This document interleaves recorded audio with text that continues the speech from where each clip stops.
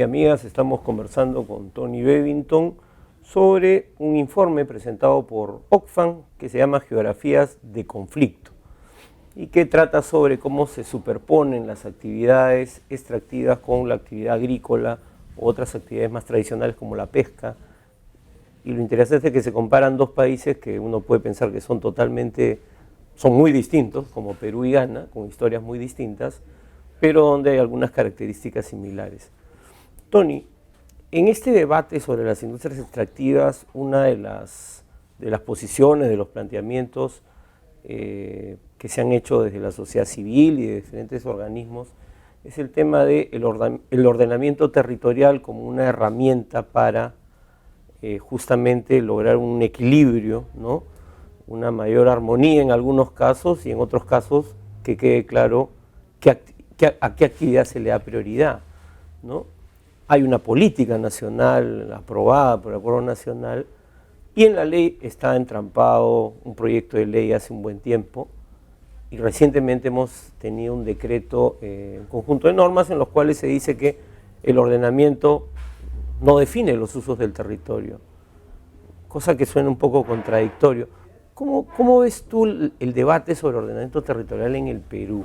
¿No? A partir de tu experiencia también, de los estudios que has hecho. ¿Es el camino de la ley era el camino que había que seguir o cómo se construye el ordenamiento? Mira, bueno, por un lado lo veo como un debate muy antiguo en el Perú, pero de hace décadas, ¿no? Cómo ordenar el territorio. Todos los trabajos del padre Pulgar Vidal y todo eso que daban pautas para pensar estas cosas, los trabajos de ONEN que daban pautas para pensar el ordenamiento del espacio. Entonces, por un lado, lo interesante es que es un debate que ya tiene su historia. Hay una tradición, digamos. Hay una tradición de pensar cómo ordenar el territorio, pero de nunca llegar a un acuerdo sobre cómo ordenar este territorio. Eso en sí es interesante, preguntar por qué. Mira, yo diría que, un poco lo que tú decías antes, que siempre hay procesos de ordenamiento territorial. O sea, estas imágenes, estos mapas en el libro reflejan decisiones tomadas sobre cómo ordenar el territorio y reflejan la interacción entre decisiones tomadas por grupos con más poder y actores con menos poder. Entonces siempre hay un ordenamiento territorial. El asunto, creo, es ¿qué tipo de ordenamiento quieres? Ordenamiento orientado hacia cuáles objetivos, o sea, ¿para qué ordenar el territorio? ¿Qué es que quieres buscar con este ordenamiento? Porque en este ordenamiento, digamos, el que muestra, sí, digamos, el que muestran los mapas, parecería que lo principal es garantizar renta para que, sí, sea utilizada luego, exacto, por el, sí, Estado. Sería un ordenamiento, no sé, rentista, no sé cómo llamarlo, pero... Sí, pero es un ordenamiento para maximizar la inversión, en este caso privada, en un cierto sector. Entonces, ese es el objetivo, ese es el ordenamiento. O sea, terminas con este ordenamiento. Claro, ese es de facto, digamos. Sí. Entonces, yo creo que el asunto es qué tipo de ordenamiento, para cuáles objetivos y a través de qué procesos. O sea, cuáles decisiones van a empezar en este proceso de ir ordenando el territorio. Entonces, estos mapas parecen ser mapas de ordenamiento con el objetivo de maximizar inversión y a través de un proceso de decisiones entre privados, o por lo menos decisiones que se toman en espacios privados, no siempre de una manera coordinada. Otra opción, o otras opciones, sería un ordenamiento territorial que busca priorizar la creación de resiliencia en el país frente a los cambios que vienen. O sea, frente al cambio climático. Cambio climático, por ejemplo. No el único cambio, pero un cambio muy relevante para este debate, todo el tema agua. Y un ordenamiento que se logra a través de un proceso que involucra otros tipos de decisión, o otros decisores, o otras personas decidiendo, otros actores decidiendo. Entonces, para mí, una de las trampas del debate sobre ordenamiento territorial es que es un debate donde unos dicen que necesitamos ordenamiento territorial, y otros que dicen que no. Cuando más bien creo que el debate es, en este momento hay un ordenamiento territorial.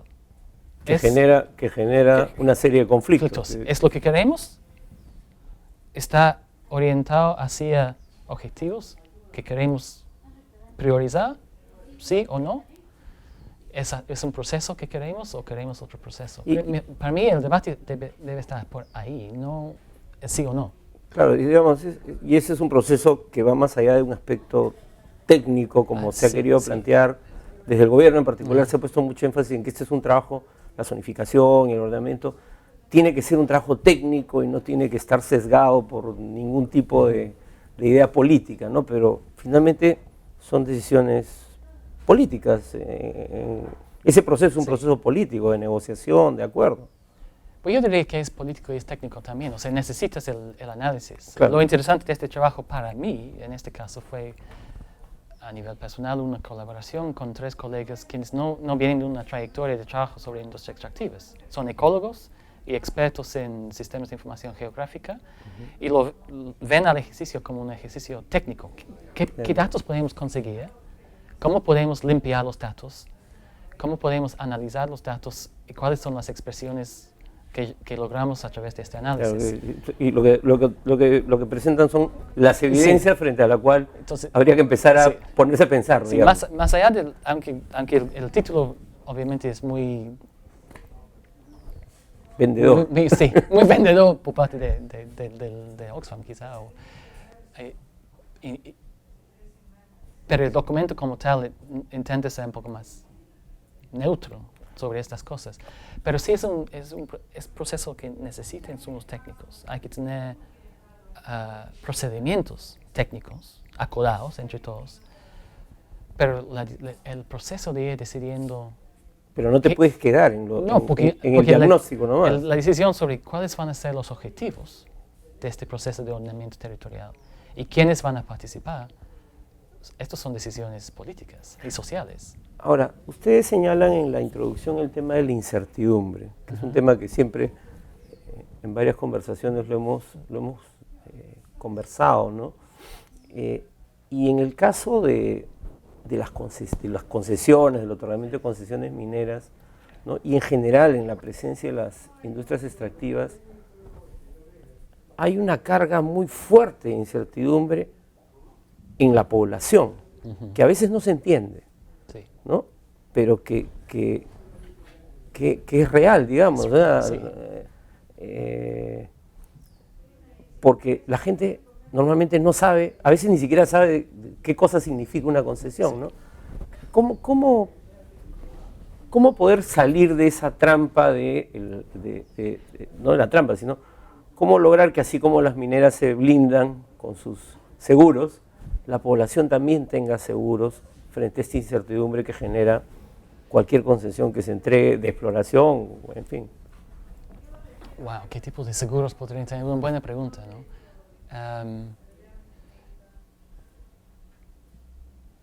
Para mí, este tema de incertidumbre en el trabajo de campo siempre ha salido como un tema clave, ¿no? Y tienen varias raíces. Por un lado, sí, que no entienden qué es una concesión, qué implica, no entienden qué implica la minería, qué va a implicar, escuchan cosas de distintas fuentes. Claro, se sabe que algo va a pasar. Algo va a pasar y va a ser grande. Algo grande. Y lo que también sabemos es que no vamos a poder controlarlo.